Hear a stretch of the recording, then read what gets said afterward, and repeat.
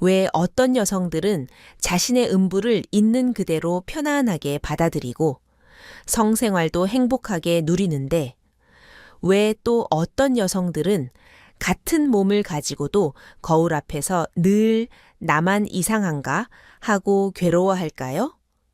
차이는 의외로 단순한 한 가지, 바로 정보에 있습니다. 누군가는 제대로 된 정보를 알고 있고 또 누군가는 평생 한 번도 들어본 적이 없습니다.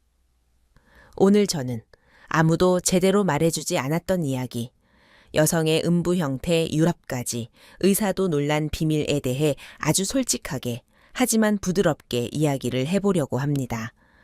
혹시 이런 생각 해본 적 있으신가요? 왜 내 소음수는 이렇게 길지? 왜 색이 이렇게 진해졌지? 포르노에서 보던 인터넷 사진에서 보던 예쁜 모양이랑 나는 왜 이렇게 다르지? 만약 이런 생각을 한 번이라도 해보셨다면 오늘 이 시간 제발 끝까지 함께 해주세요. 제발 나만 이상한 게 아니라고 말해줘요.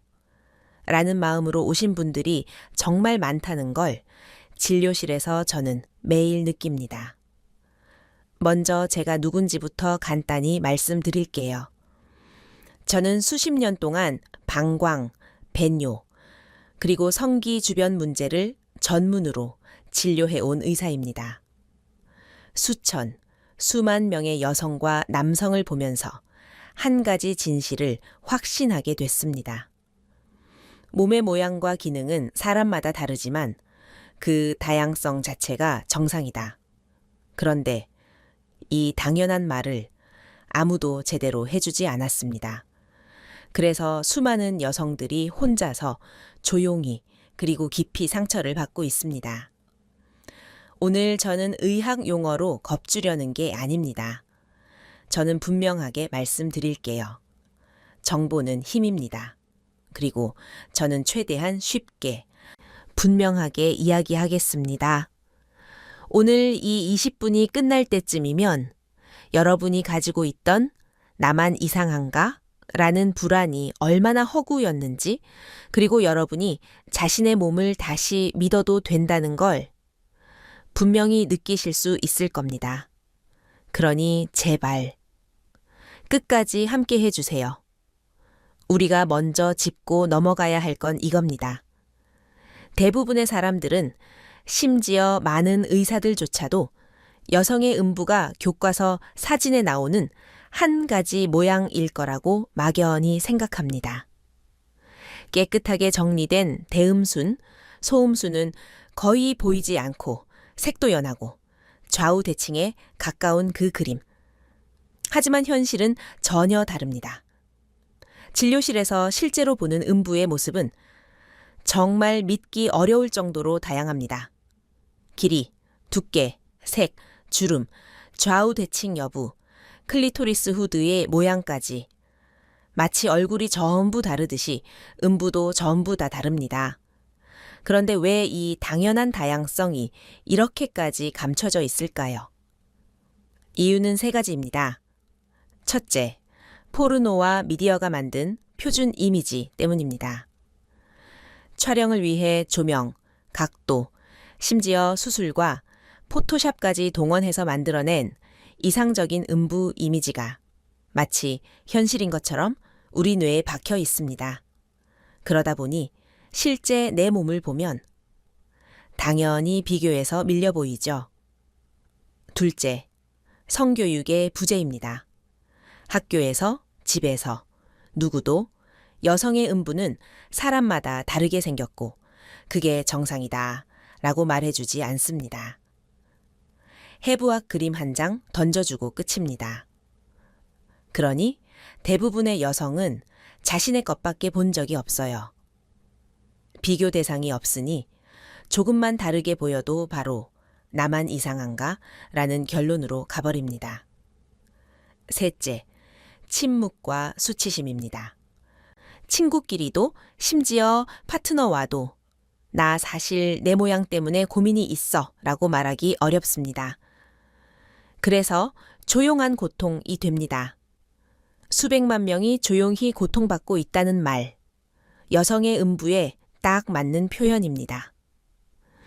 여기서 제가 꼭 말씀드리고 싶은 진실이 하나 있습니다.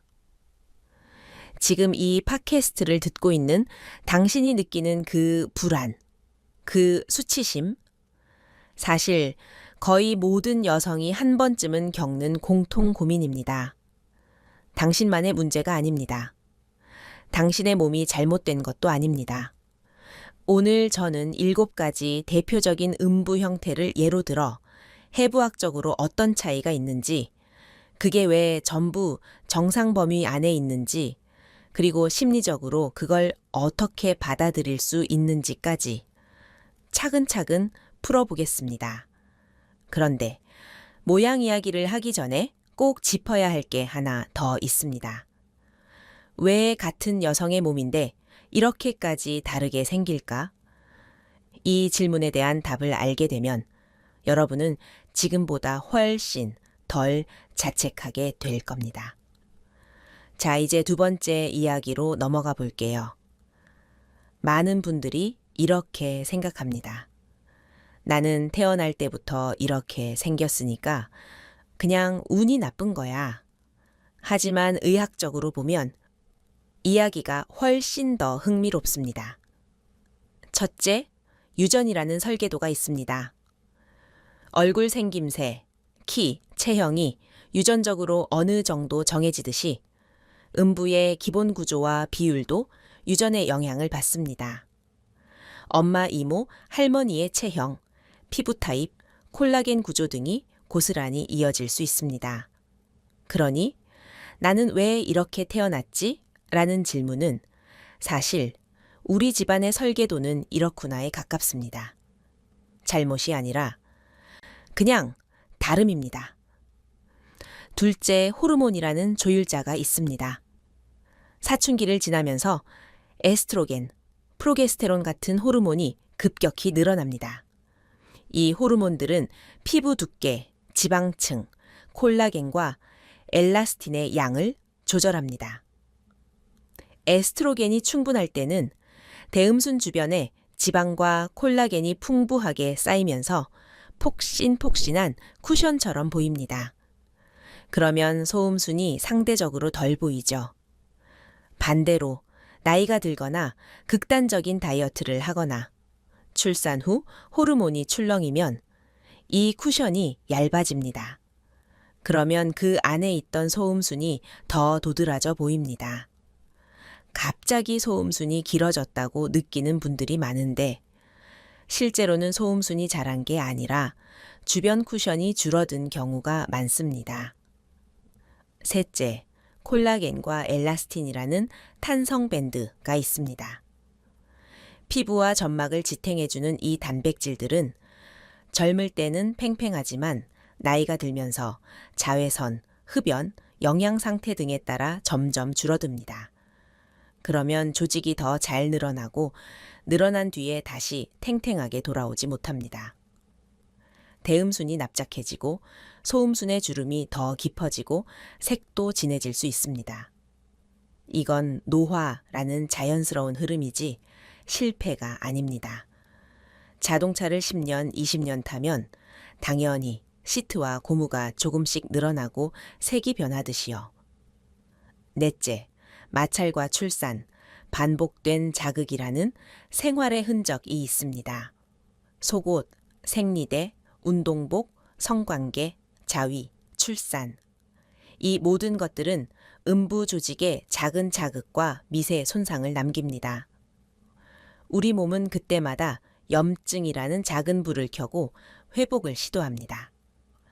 이 과정에서 색소가 조금 더 쌓이고 피부가 두꺼워지거나 주름이 깊어지기도 합니다. 이것 역시 살아온 시간의 기록이지 더럽거나 이상해서 그런 게 아닙니다. 마지막으로 정말 중요한 것, 뇌입니다. 뇌는 어릴 때부터 반복해서 본 이미지를 정상이라고 저장합니다. 포르노, 광고, 수술 전후 사진 같은 걸 계속 보다 보면 그게 기준이 됩니다. 그러면 거울 속 내 몸을 봤을 때 뇌가 이렇게 말하죠. 기준과 다르네. 이상해. 하지만 이건 뇌의 착시입니다. 실제로는 당신의 몸이 잘못된 게 아니라 뇌가 잘못된 기준을 학습한 겁니다. 저는 이걸 왜곡된 거울이라고 부릅니다. 거울이 휘어져 있는데 자꾸 내 몸을 탓하는 겁니다. 여기까지 들으셨다면 아마 이런 감정이 조금씩 올라오실 겁니다. 그럼 내가 지금까지 미워해온 이 모양, 사실은 내 잘못이 아니라는 거네? 맞습니다. 잘못이 아니라 결과입니다. 유전, 호르몬, 나이, 생활, 그리고 뇌가 만들어낸 아주 자연스러운 결과. 이제 여기서 한 걸음 더 들어가 볼게요. 많은 분들이 간과하는 것, 바로 식습관과 다이어트입니다. 건강하게 먹고 다이어트 하는데 뭐가 문제야? 라고 생각하시죠. 그런데 여기에 작은 함정이 있습니다. 겉으로 보기엔 굉장히 건강해 보이는 식습관이 사실은 음부 주변 조직에는 부담을 줄 수 있습니다. 예를 들어 극단적인 저지방 다이어트를 해보신 분들 많으시죠? 기름기 거의 없는 식단, 샐러드와 닭가슴살만 먹는 생활, 체중은 줄 수 있습니다. 그런데 지방이 빠질 때 우리 몸은 순서를 따지지 않습니다. 얼굴, 가슴, 엉덩이, 그리고 대음순 주변 지방까지 같이 빠집니다. 대음순의 지방층이 줄어들면 어떻게 될까요? 바로 그 안에 있던 소음순과 점막, 혈관 구조가 더 그대로 드러나 보입니다. 그래서 다이어트하고 나서 더 이상해 보인다는 이야기를 하시는 분들이 실제로 꽤 많습니다. 또 하나, 과도한 단식과 단백질 부족입니다. 단백질은 콜라겐과 엘라스틴을 만드는 재료입니다. 이게 부족하면 피부와 점막의 탄력이 떨어지고 회복력이 느려집니다. 작은 마찰에도 쉽게 자극받고 자국이 오래 남습니다. 색소 침착도 더 눈에 띄게 보일 수 있습니다. 카페인과 당분, 가공식품도 영향을 줍니다. 카페인을 과하게 섭취하면 일부 사람들에서는 말초 혈관이 수축하고 미세순환이 나빠질 수 있습니다. 설탕과 가공식품은 전신적인 염증 반응을 높이고 혈관 건강을 해칩니다. 그 결과 음부 점막이 더 건조해지고 색이 칙칙해 보일 수 있습니다. 피부톤이 예전 같지 않다는 느낌이 여기서 옵니다. 화이트 푸드, 다이어트, 흰 빵, 흰 쌀, 설탕 위주의 식단은 철분과 비타민 부족을 부르기 쉽습니다. 철분이 부족하면 빈혈이 오고 점막이 창백해지거나 반대로 작은 자극에도 쉽게 붉어지고 약해집니다. 이 모든 변화가 거울 속에 모양이 이상해졌다는 인상으로 다가올 수 있습니다. 여기서 제가 꼭 강조하고 싶은 말이 있습니다.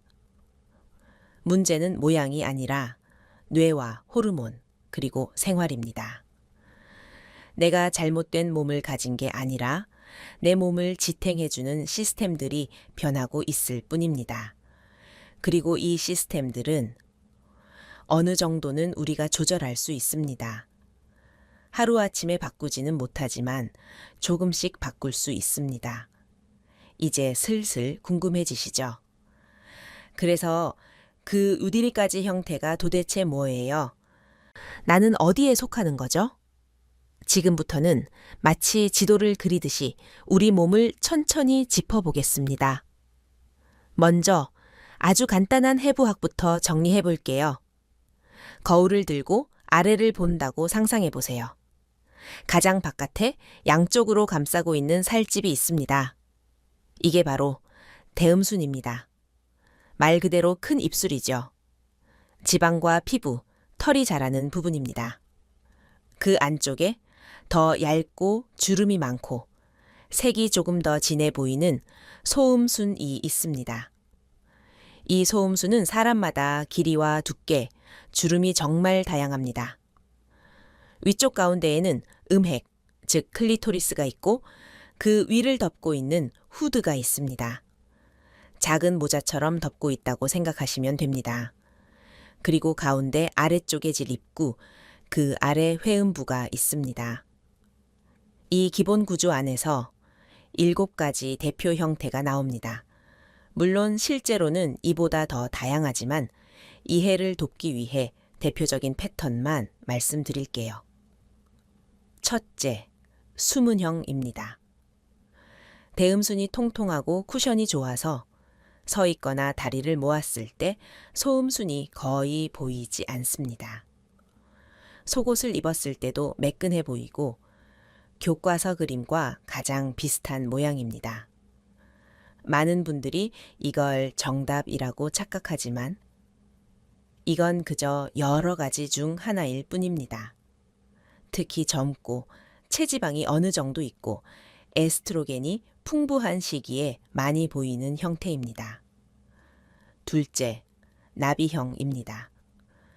소음순이 양쪽 다 길고 아래로 자연스럽게 내려와 있는 형태입니다. 다리를 벌리고 보면 마치 나비의 날개처럼 보이기도 해서 이렇게 부릅니다. 색도 조금 더 진하고 주름도 많을 수 있습니다. 이 형태를 가진 분들이 너무 길어서 이상한 거 아닌가요? 라고 많이 물으시는데 의학적으로는 완전히 정상입니다. 기능에도 거의 문제가 없습니다. 오히려 감각이 풍부하다고 느끼는 분들도 많습니다. 셋째, 비대칭형입니다. 한쪽 소음순이 다른 쪽보다 길거나 두꺼운 형태입니다. 사실 엄밀히 말하면 거의 모든 사람이 어느 정도 비대칭입니다. 얼굴도 양쪽이 다르듯이요.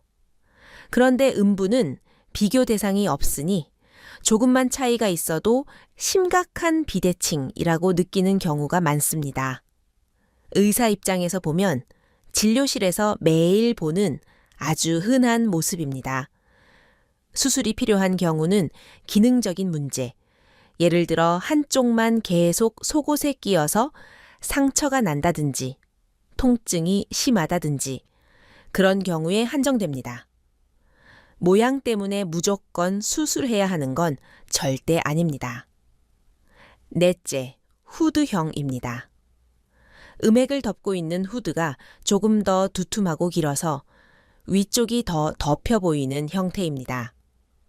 어떤 분들은 클리토리스가 너무 안 보인다고 걱정하고 또 어떤 분들은 너무 튀어나와 보인다고 걱정합니다. 하지만 이 역시 해부학적 변이일 뿐 대부분 기능에는 문제가 없습니다. 감각이 약한지 너무 예민한지는 모양만으로 판단할 수 없습니다. 다섯째, 미니멀형입니다. 소음순이 얇고 주름이 적고 길이가 짧은 형태입니다. 어떤 분들은 이걸 이상적인 모양이라고 부르기도 하지만 실제로는 전체 스펙트럼 중 한쪽 끝에 있는 형태일 뿐입니다. 또 나이가 들거나 출산을 거치면서 언제든 다른 형태로 변할 수 있습니다. 지금의 모습이 평생 유지될 거라고 생각하면 오해입니다. 여섯째, 출산 후 변화형입니다. 출산을 한 뒤 소음순과 질 입구 주변 조직이 늘어나고 색이 더 짙어지고 주름이 깊어지는 경우가 많습니다. 어떤 분들은 애 낳고 나서 망가졌다고 표현하지만 의학적으로 보면 이건 망가진 것이 아니라 크게 늘어나고 다시 회복된 조직의 흔적입니다. 근육과 피부가 한 번 크게 늘어났다가 돌아온 거니까요. 이 과정에서 약간의 좌우 차이, 조직에 불규칙함이 생길 수 있습니다. 하지만 대부분은 완전히 정상 범위 안에 있고 기능에도 큰 문제가 없습니다. 일곱째, 에이징형입니다. 나이가 들면서 특히 폐경 전후로 에스트로겐이 줄어들면 대음순의 지방이 빠지고 피부가 얇아집니다. 그러면 윤곽이 더 뚜렷해지고 소음순과 점막이 상대적으로 더 튀어나와 보입니다. 색도 진해지거나 반대로 창백해질 수 있습니다. 주름이 더 깊어지면서 예전과 완전히 달라졌다고 느끼실 수 있습니다. 하지만 이 역시 시간의 흐름이지 실패가 아닙니다. 여기서 정말 중요한 메시지를 다시 한번 강조하고 싶습니다. 이 7가지 형태는 해부학적으로 전부 정상 범위 안에 있습니다. 의사들은 진료실에서 이런 모양을 매일, 정말 매일 봅니다.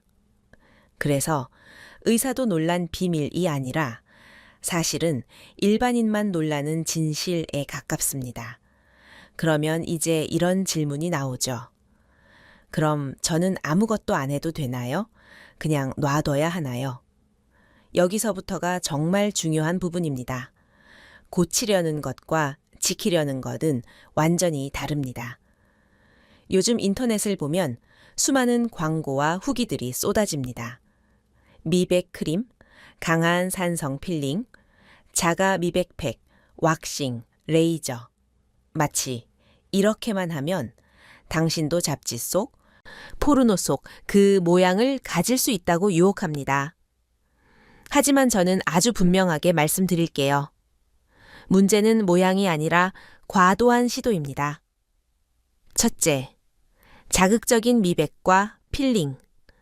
음부 피부와 점막은 얼굴보다 훨씬 더 얇고 예민합니다.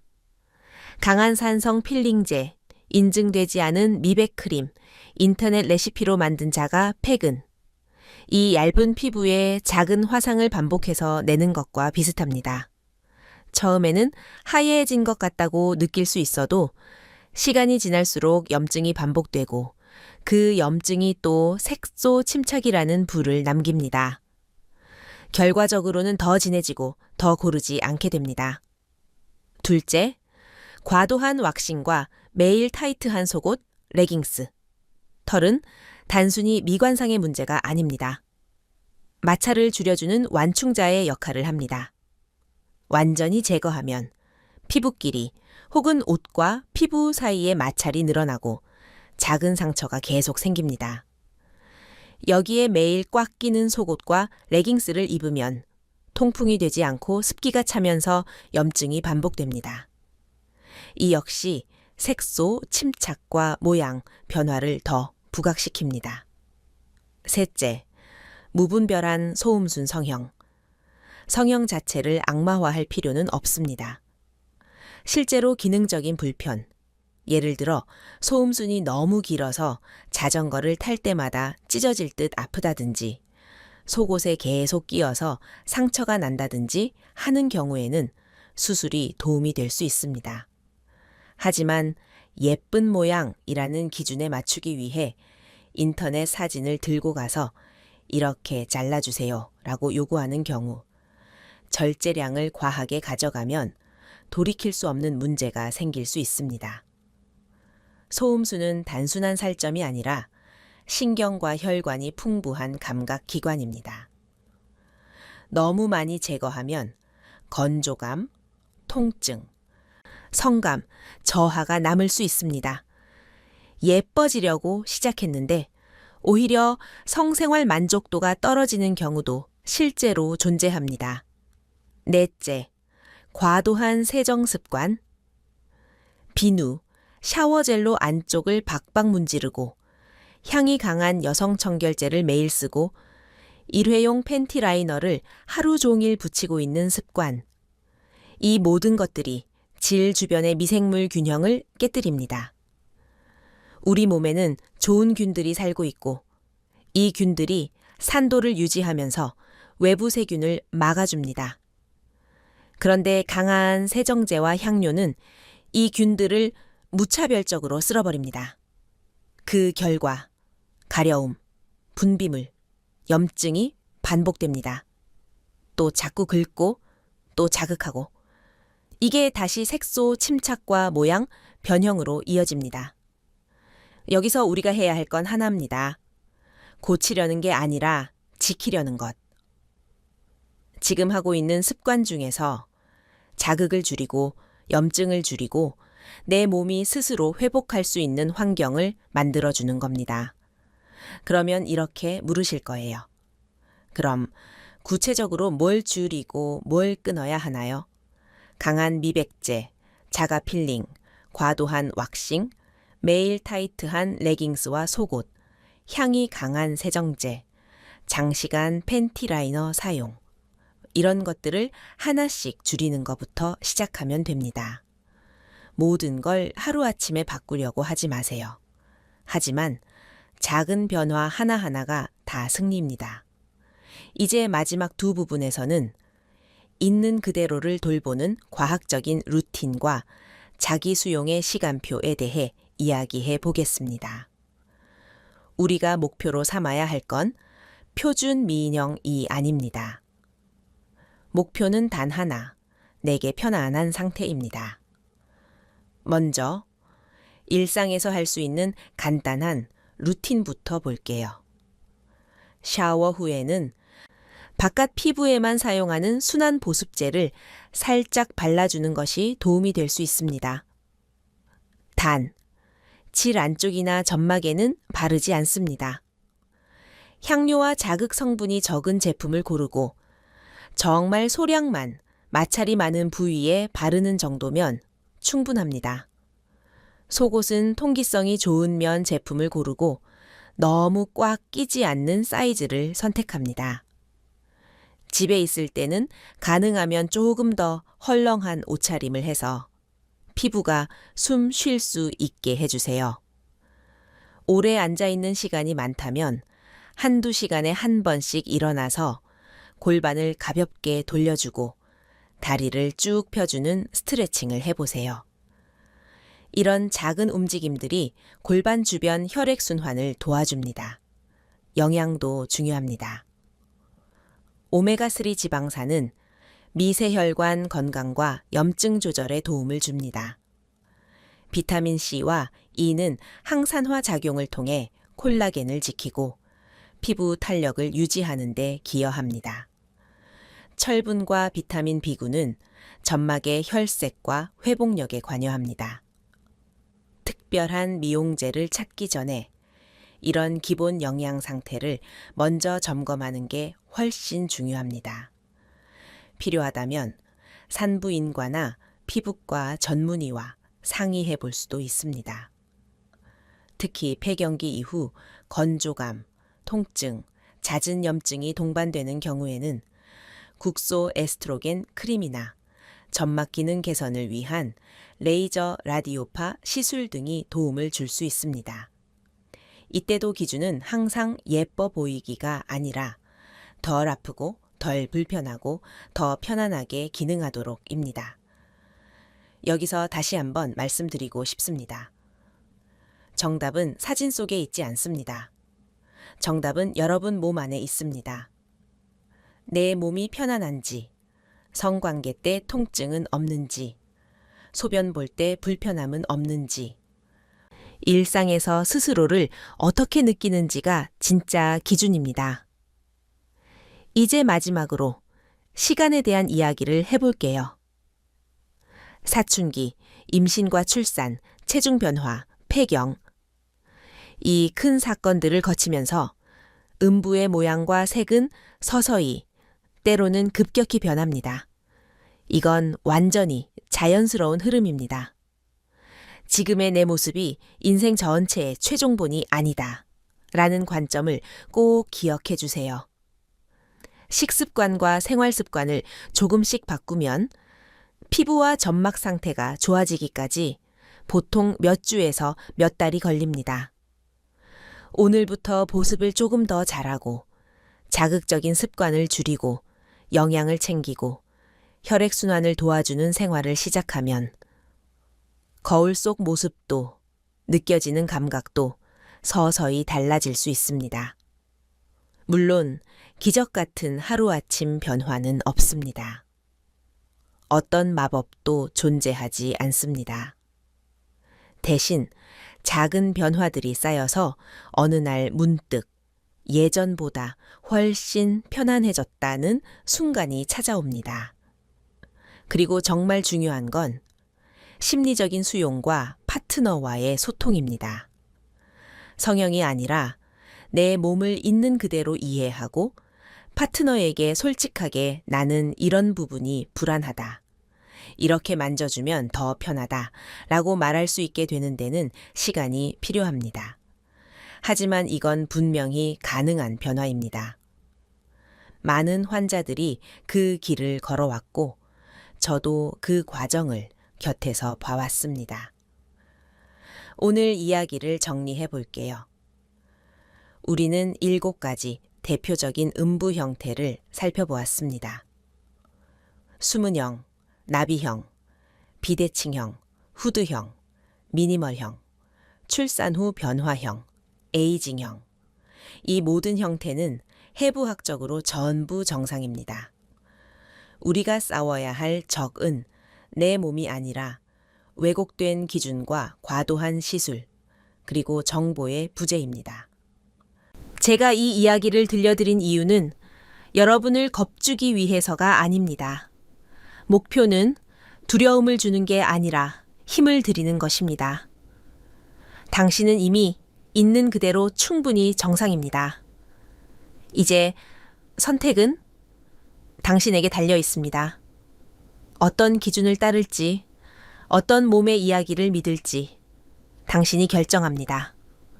혹시 오늘 이야기를 들으면서 떠오르는 친구나 파트너가 있나요? 이 얘기 꼭 들었으면 좋겠다 싶은 사람이 있다면 그분과 이 내용을 나눠주세요. 누군가에게는 단 한 번의 이런 대화가 평생의 수치심을 덜어주는 계기가 될 수 있습니다. 그리고 혹시 용기가 난다면 여러분의 경험과 고민을 익명으로라도 나눠보세요.